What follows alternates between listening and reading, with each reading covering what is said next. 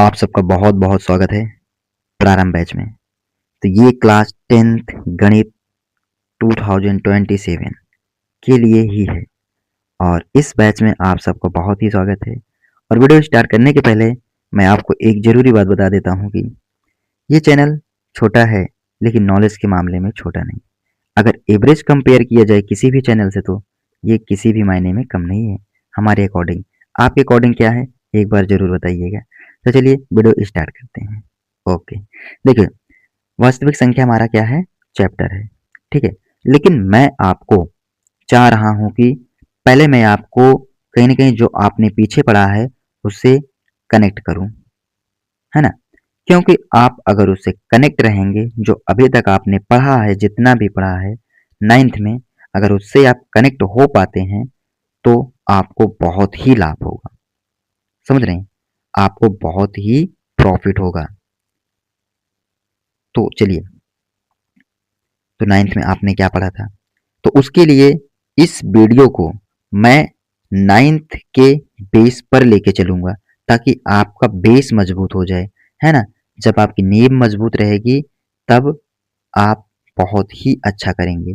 तो चलिए आगे बढ़ते हैं।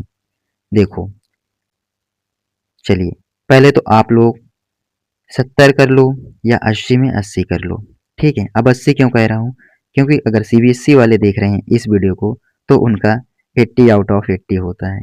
कहीं ना कहीं यहाँ से आपका बहुत ही अच्छा नंबर गेन होगा और उसके लिए आप हमारे इस टेलीग्राम चैनल को ज्वाइन कर लीजिए, NCERT 9th 10th, ठीक, @NCERT 9th 10th, इसको ज्वाइन कर लीजिए।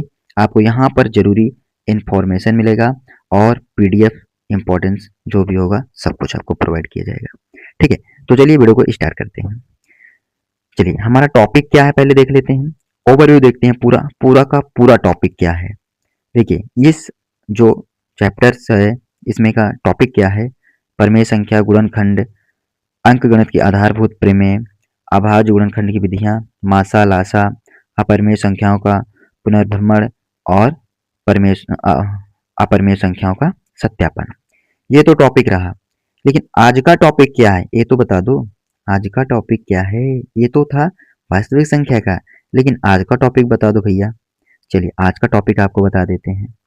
तो आज का टॉपिक भी बता देते हैं। आज का टॉपिक है परिचय। परिचय में क्या है, बहुत सारी चीजें मैंने इसमें इंक्लूड किया है, बस आप लोग देखते जाइए बस, ठीक है। दशमलव के प्रसार के अनुसार संख्याओं का प्रकार, है ना, संख्याओं का प्रकार, ठीक है। गुणनखंड ब्रिज, अब गुणनखंड ब्रिज क्या होता है आपके अंतर्गत यही आएगा। अभी तक तो हमने लासा मासा ये वो देख लिया, लेकिन गुणनखंड ब्रिज क्या है, बहुत ही मजा आएगा। चलिए देखते हैं। और अभाज्य गुणनखंड विधि, मासा लासा याद करना सीखेंगे अभाज्य गुणनखंड विधि से। चलिए आ जाओ, ठीक।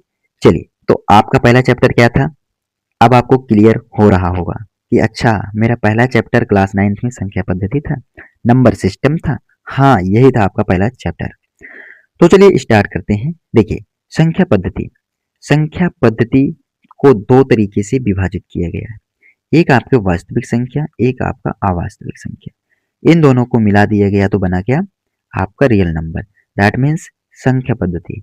ओके, और यहां से देखिए आगे आइए, थोड़ा सा आपने जब वास्तविक संख्या को ओपन किया तो आपको मिला परिमेय संख्या और एक अपरिमेय संख्या। अभी अभी रुकिए, आप सोच रहे होंगे कि परिमेय संख्या क्या होती है, अपरिमेय संख्या क्या होती है, सब चीज क्लियर करेंगे, बस थोड़ा सा टाइम दो बस, ठीक है। परिमेय संख्या रेशनल नंबर, जिसे हम क्यू से डिनोट करते हैं, ठीक है। और इरेशनल नंबर इसे क्यू डैश से डिनोट करते हैं, ओके। इसे क्यू डैश से दोनों साइड लगाते हैं, ठीक। चलो अब देखो अब क्या हो रहा है, अब अपरिमेय संख्या को यहीं पर थोड़ा छोड़ते हैं, थोड़ा परिमेय संख्या पर आते हैं। उसको छोड़ना ही पड़ेगा, इसको स्टार कर लो आप लोग, ठीक, इसको स्टार कर लो। देखिए पूर्णांक, इंटीजर जिसे बोलते हैं, जिसे आई या जेड से भी डिनोट करते हैं, इंटीजर। ये पूर्णांक क्या होता है, पूर्णांक कौन सी संख्या है, सब कुछ देखेंगे। बस अभी आपको स्ट्रक्चर बता रहा हूँ, क्या बता रहा हूँ, स्ट्रक्चर बता रहा हूँ। और पूर्ण संख्या जिसे होल नंबर्स बोलते हैं, है ना। अभी आपको स्ट्रक्चर बता रहा हूँ, थोड़ा सब्र कीजिए। प्राकृतिक संख्या, आखिर प्राकृतिक संख्या है क्या, है ना। देखिए होल नंबर्स तो यहीं पर आपको समझा देता हूँ कि 0 से लेकर अनंत तक की संख्याएं जो भी हैं, इनफाइनाइट, ठीक है, वहां तक की संख्याओं को क्या बोला जाता है? होल नंबर्स, अर्थात पूर्ण संख्या। ओके। और नेचुरल नंबर क्या होता है? 1 से लेकर अनंत तक की संख्याएं जो भी होती हैं, क्या होती हैं? प्राकृतिक संख्याएं। तो एक बार आप लोग बताइए, जीरो की खोज किसने किया था? अगर आपको पता है तो आप कमेंट बॉक्स में लिखिए कि जीरो को खोज किसने किए थे। ठीक, चलो आ जाओ, अब आता है आपका पूर्णांक। ठीक है, हाँ, अब समझेंगे पूर्णांक। देखिए, पूर्णांक को समझने के लिए आप थोड़ा सा इसका संधि विच्छेद करेंगे। पूर्ण अंक, आपको कुछ समझ में आ रहा है? पूर्ण मतलब क्या होता है? पूरी तरीके से पूर्ण हो, जो फुलफिल हो, है ना? तो जैसे देखो, यहाँ पर पूर्ण -3 क्या है? एक पूर्ण वर्ड है भाई। ये क्या है? पूर्ण नंबर से है कि नहीं? पूर्ण अंक। तो इसमें क्या होंगे? पूर्ण अंक होंगे। ये माइनस प्लस धनात्मक ऋणात्मक हो सकते हैं, लेकिन संख्या जो होगी, संख्या में कमी नहीं होगी। ऐसा नहीं है कि 3.5 होगा, ऐसा नहीं है कि 3.5 होगा। ये पूर्ण नंबर्स होंगे, ठीक है। शून्य धनात्मक हो सकती हैं और ऋणात्मक भी हो सकती हैं, ठीक है। ये क्या रही? संख्या रेखा। ये सबके भी बारे में आपको बताएंगे, ठीक। तो संख्या रेखा पर देखिए, आप अगर इस साइड जाएंगे तो क्या हो जाएगा? आपको धनात्मक संख्या मिलेंगी, और इस साइड जाएंगे तो क्या मिलेगा आपको? ऋणात्मक संख्या मिलेंगी। और वही एक निश्चित क्या होता है? जीरो होता है, जो बीच में होता है, ठीक है, जो सेंटर में होता है, ठीक, इस रेखा पर। ओके, चलो, अब सभी धनात्मक ऋणात्मक प्राकृतिक संख्याएं जब शून्य को शामिल कर लिया जाता है तो उसी को बोला जाता है क्या? पूर्णांक, ठीक है। क्या बोला जाता है? पूर्णांक, अर्थात इंटीजर्स। ओके, समझे? जैसे कि देखो, अभी एक कंडीशन और फॉलो होती है कि कोई संख्या अगर बटे में है तब क्या करेंगे? देखो भैया, अगर बटे में है संख्या, अगर पूरी तरीके से डिवाइड हो रही है, तब वो संख्या तो है, लेकिन उसको डिवाइड करना पड़ेगा आपको, है ना? तब तो वो है पूर्णांक, ठीक है। जैसे -144 है, तो इसको 12 से डिवाइड किया गया, 12 से डिवाइड किया गया, तो माइनस के कितना आया? 12 आ गया। तो ये पूर्णांक तो है। क्या है? पूर्णांक है। ओके, अब आइए परिमेय संख्या पर। ठीक है, परिमेय संख्या पर आओ। परिमेय संख्या क्या होती है? ऐसी संख्या जिसे p बटे q के रूप में लिखा जा सके, वो क्या है? परिमेय संख्या है। लेकिन एक समस्या और आती है यहाँ पर कि जो p है और q है वो पूर्णांक होना चाहिए। और अभी आपको मैंने क्लियर किया कि पूर्णांक की क्या कंडीशन है ना?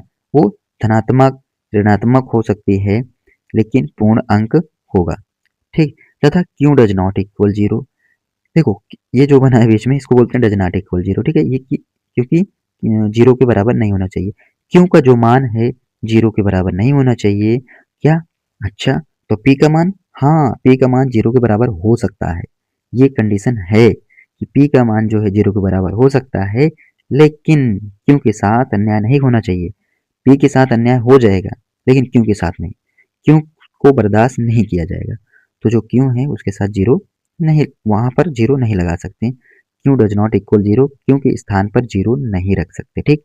नहीं भी पूरी तरीके से रॉन्ग माना जाएगा। ओके, समझे? ठीक है, तो पहली कंडीशन क्या है? पी और क्यू के रूप में होने चाहिए परिमेय। और दूसरी कंडीशन क्या है? पी क्यू एक पूर्णांक हो। तीसरा, Q does not equal zero. ठीक है, तो आप यहाँ से समझ सकते हो, कोई भी क्वेश्चन ले लो, ठीक है। जैसे 7/9, ये क्या पी बटे क्यू के रूप में है, तो ये क्या है परिमेय संख्या, ठीक। ये रेशनल नंबर है। और क्यों डज नॉट इक्वल जीरो, क्यों जीरो के बराबर नहीं होना चाहिए, बस इतना ध्यान में रखना है आपको। और वैसे भी आप लोग काफ़ी कुछ पढ़ चुके हैं पहले भी। मैं इसको आपको एक रिकॉल करा रहा हूँ, आपका रिवीजन करा रहा हूँ, बस आपको कनेक्ट करा रहा हूँ, ठीक है, क्योंकि ये सब आपको काम देगा। चलिए, थोड़ा आइए और टेलीग्राम को एक बार ज्वाइन कर लो, ताकि वहाँ से आपको इंपॉर्टेंट पॉइंट्स मिल सकें, ठीक है। अब देखो, यहाँ पर एक क्वेश्चन आता है कि 0/789 क्या ये परिमेय संख्या है? हाँ, है परिमेय संख्या। हमने बोला ना, क्यों क्या होता है? ऊपर होता है। पी क्या होता है? ऊपर होता है। क्यों क्या होता है? नीचे होता है। तो क्यों का मान जीरो के बराबर नहीं होना चाहिए, तो क्यों का मान जीरो के बराबर नहीं है। पी का मान जीरो के बराबर है, अर्थात ये क्या है? पी बटे क्यों के रूप में है, और ये पूर्णांक है, ठीक, परिमेय संख्या है। ओके, चलो, तो इतना हो गया, हो गया, हो गया, है ना? हो गया ना? ठीक है, अपरिमेय संख्या पर आते हैं। किस पर? अपरिमेय संख्या। ऐसी संख्या जो परिमेय संख्या ना हो, ऐसी संख्या जिसे p बटे q के रूप में ना लिखा जा सके। अब मुझसे समझो, मैं बता रहा हूँ, इसमें जो लिखा है उस पर ध्यान मत दो ज़्यादा। मैं बता रहा हूँ, ऐसी संख्याएं जो p बटे q के रूप में नहीं लिखी जाती हैं उसे अपरिमेय संख्या बोलते हैं, इरेशनल नंबर बोलते हैं। अच्छा भैया, ठीक है, तो इसकी क्या कंडीशन है? इसकी क्या कंडीशन है? चलिए इसकी कंडीशन आप बताते हैं। ठीक है, देखो, जैसे कि under root three, under root क्या है? थ्री, और अंडर रूट थ्री तो परिमेय तो हो ही नहीं सकती है। बताओ, हो सकता है? नहीं हो सकता, क्योंकि ये पूर्णांक है ही नहीं है, पूर्णांक तो है ही नहीं है। और पूर्णांक की कंडीशन क्या है? माइनस या धनात्मक हो सकती है संख्या, लेकिन पूर्ण होनी चाहिए, और ये अंडर रूट लग गया इसके ऊपर। बताओ, तब ये अपरिमेय संख्या है, परिमेय संख्या नहीं। अच्छा, अच्छा भैया ये बताओ कि अंडर रूट फोर है, तो फोर क्या परिमेय संख्या है? तो मैं बोलूंगा कि हाँ, परिमेय संख्या है। आप बोलेंगे कि कैसे फोर परिमेय संख्या है? तो मैं बोलूंगा कि क्योंकि फोर को जब वर्गमूल किया जाएगा तो बाहर आ जाएगा, दो बचेगा, बचेगा दो, है ना? दो ही तो बचेगा, और दो एक क्या है? पूर्णांक है, और उसको हम परिमेय संख्या कह सकते हैं। हाँ, जिसका वर्गमूल निकल जाए वो पूर्णांक होता है। ठीक, चलो, ठीक है, तो यहाँ पर तीन अंडर रूट क्या है? परिमेय संख्या नहीं है। ओके, ठीक है, चलिए, यहाँ पर देखो वही कंडीशन जो हमने बताया वही है। ठीक है, यहाँ पर ये हो सकता है, समझ रहे हैं ना आप? यहाँ पर वर्गमूल उसका निकाला जा रहा है। चलिए, शून्योत्तर परिमेय संख्या थोड़ा आगे इसको देखते हैं ना, उसको थोड़ा छोड़िए आप लोग। ठीक, देखिए, सभी परिमेय वास्तविक संख्या क्या होती है? ये हमारा चैप्टर है। क्या वास्तविक संख्या पर हमारा क्या है? चैप्टर है ना? हमारा 10th का ये रियल नंबर का चैप्टर है। तो सभी परिमेय संख्या और अपरिमेय संख्याओं का जो संग्रह होता है वही वास्तविक संख्या होता है। देखिए, पहले आपका नेचुरल नंबर, फिर होल नंबर, इंटीजर, फिर रेशनल नंबर, ठीक है, इरेशनल नंबर होगा इसी में, और फिर उसके बाद वास्तविक संख्या। इस तरीके से संख्याएं बनती हैं, एक ऊपर एक संख्याएं जुड़ती जाती हैं तो वो संख्या बनती चली जाती है। जैसे देखो, नेचुरल नंबर है, अब नेचुरल नंबर में होल नंबर, होल नंबर में नेचुरल नंबर जोड़ दिए। होल नंबर क्या होता है? जीरो मिला दिया गया तो क्या बन गया? होल नंबर बन गया। और इन दोनों को जब इसमें ऐड किया गया तो इंटीजर बन गया, इंटीजर को ऐड किया तो परिमेय संख्या बन गई। ठीक है ना? पूर्णांकों को ऐड किया तो परिमेय संख्या बन गई, और वही परिमेय संख्याओं का संग्रह को बना दिया गया वास्तविक संख्या, जिसे क्यों से डिनोट करते हैं। ओके, क्यों डैश से। चलिए, क्वेश्चन, क्वेश्चन तो है भाई, है ना? क्वेश्चन है, लेकिन क्वेश्चन पर भी नहीं किया जाएगा, तो थोड़ा मैं आपको, क्वेश्चन नहीं, ठीक है, क्वेश्चन नहीं है अभी। ओके, रुक जाओ, एक सेकेंड, एक सेकेंड, ठीक है, और टॉपिक्स हैं कि नहीं? क्वेश्चन कराएंगे आपको, चिंता मत करना, ठीक है, क्वेश्चन कराएंगे। अब आइए दशमलव प्रसार के अनुसार संख्याओं का प्रसार। क्या? दशमलव प्रसार के अनुसार संख्याओं का प्रसार। देखिए, क्वेश्चन जो है एक वीडियो आएगी, है ना, उस पर क्वेश्चन होगा। ठीक है, इसी पर आधारित एक क्वेश्चन होगा, मैं आपको वीडियो प्रोवाइड करूंगा। ये क्वेश्चन थे 10-12 क्वेश्चन हैं, है ना? अभी टाइम आपका बहुत ज़्यादा चला जाएगा, और उतना है नहीं, हमारे पास भी डाटा नहीं रहता वीडियो को अपलोड करने के लिए। ठीक है, तो चलिए खैर छोड़िए। देखिए, दशमलव प्रसार के अनुसार संख्याओं का प्रकार। देखिए, दशमलव प्रसार के अनुसार संख्याओं का प्रकार क्या है? अगर देखेंगे तो एक शांत असानी होता है जिसे टर्मिनेटिंग बोलते हैं, और एक अशांत जो नॉन टर्मिनेटिंग है। टर्मिनेटिंग मतलब क्या होता है? टर्मिनेट हो जाए, रुक जाए, और नॉन टर्मिनेटिंग मतलब नहीं रुकती है। तो देखिए, इस अगर नॉन टर्मिनेटिंग को देखेंगे तो इसके अंतर्गत आपको आवर्ती मिलेगा और अनावर्ती मिलेगा, रिपीटिंग मिलेगा और नॉन रिपीटिंग मिलेगा। ठीक है, देखिए, रुकेगा नहीं, अशांत रुकेगा नहीं, रिपीट होगा लेकिन रुकेगा नहीं, है ना? अनावर्ती मतलब रिपीट भी नहीं होगा और चलता ही रहेगा। ठीक, अब देखिए, होता क्या है, ये जो आवर्ती होगा और अशांत होगा, ये तो दोनों क्या होंगे? परिमेय संख्याएं होंगी, लेकिन ये क्या होगा? अपरिमेय संख्याएं होगी। ठीक, समझे? समझे? तो चलो, तो यहाँ तक आपने पढ़ा, संख्या पद्धति पढ़ा। और देखिए, अगर सम विषम संख्या निकालना है तो क्या करना है आपको, थोड़ा सा मैं आपको बता देता हूँ। अभाज्य संख्या शायद मैंने आपको अभी बताया कि नहीं बताया, रुको एक सेकेंड रुको, अभाज्य संख्याएं मैं आपको क्लियर करता हूँ। ठीक है, आई थिंक मैंने अभाज्य संख्या के बारे में आपको नहीं बताया। ठीक, हाँ, आ जाओ, चलिए यहाँ से है। देखिए, सम संख्या क्या होती है? देखिए, दो से विभाज्य संख्याएं जो होती हैं सम संख्या होती हैं, जो दो से पूरी तरीके से कट जाती हैं वो क्या होती हैं? सम संख्याएं होती हैं। आपका बेसिक क्लियर हो जाएगा, कोई दिक्कत नहीं है। ठीक है, तो ये क्या होती हैं? सम संख्याएं होती हैं। और सम संख्याएं देख सकते हैं आप, है ना, जो दो के इसमें टेबल्स में आ जाती हैं। जैसे देखो अब विषम संख्या क्या होती हैं, जो 2 से पूरी तरीके से नहीं कटती हैं। अच्छा इसका फार्मूला क्या होगा विषम संख्या निकालने के लिए, बता दो। फार्मूला क्या होगा भैया विषम संख्या निकालने के लिए? जैसे देखो कोई संख्या है आपका, तो संख्या में 2 से भाग दे दो और 2 से भाग देने पर उसमें या तो एक प्लस कर दो या तो एक माइनस कर दो, वो विषम संख्या ऑटोमेटिक निकल जाएगी। जैसे आपका 13 है, अब 13 को मान लो 15 है, ठीक है, 15 को आपको 2 से भाग देना है, भाग दो कितना होगा 30 हो जाएगा। अब 30 क्या हो जाएगा, 30 हो जाएगा। अब 30 में +1 करो तो क्या होगा 31 हो गया। 31 क्या है, एक विषम संख्या है, ओके, क्योंकि ये 2 से विभाज्य नहीं हो सकती है, राइट, ऐसा क्लियर, ओके। चलो अच्छा वही अगर सम संख्या भी बता दो भैया, तो सम संख्या क्या करना है, 2 से मल्टीप्लाई करना है, इसमें प्लस माइनस नहीं करना है, बस वो आ जाएगा आपका क्या, सम संख्या, ओके। चलो ये हुआ आपका, ये मैंने आपको बता दिया। अब आते हैं भाज्य संख्या पे। भाज्य संख्या क्या होती है, जिनसे सिर्फ दो गुणनखंड होते हैं। दो गुणनखंड का मतलब वो दो अंक से कटेंगे बस, कोई ऐसा स्पेसिफिक दो अंक होगा उसी से कटेंगे और किसी से नहीं कटेंगे। पहला तो खुद का ही होगा, पहला क्या होगा खुद का होगा और एक एक का होगा, एक जो बचा एक का होगा। देख रहे हो यहाँ पर ना, जैसे 3 है, 3 क्या है, एक अभाज्य संख्या है और भाज्य संख्या है। 3 से कटेगा, खुद से कटेगा और एक से कटेगा, जो खुद से कटता है और एक से विभाजित होता है वही होती है अभाज्य संख्या, ठीक है। आ जाओ भाज्य संख्या पर आते हैं। इसे प्राइम नंबर बोलते हैं और इसे कंपोजिट नंबर बोलते हैं, ठीक है। चलिए संयुक्त संख्या, यौगिक संख्या भी इसे कहते हैं। आ जाओ जिसके 2 से अधिक गुणनखंड हो, 2 से क्या हो अधिक गुणनखंड हो, है ना, नंबर्स ऑफ गुणनखंड होते हैं, तब वो क्या होते हैं, भाज्य गुणनखंड होते हैं। वह कई भी संख्याओं से विभाजित होगा, बहुत सारी संख्याएं से विभाजित होगा, उसे क्या बोलते हैं, बता दो, भाज्य संख्या बोलते हैं। ये समझ में आया यहाँ तक, समझ में आया कि नहीं आया बताओ। एक ना ये भाज्य संख्या है ना ही भाज्य संख्या है। हाँ बताओ, क्योंकि इसकी देखो ना ही भाज्य संख्या ना ही अभाज्य संख्या, क्योंकि ये तो एक ही है और कंडीशन क्या है भाज्य संख्या की, कि वो दो अंकों से कटेगा, एक तो खुद से और एक एक से ही कटेगा। तो ये ना तो भाज्य संख्या ना ही अभाज्य संख्या। समअभाज्य संख्या सबसे छोटी क्या होगी, 2 होगा, और सबसे छोटी भाज्य संख्या क्या होगी, 4 होगी, ठीक, 4।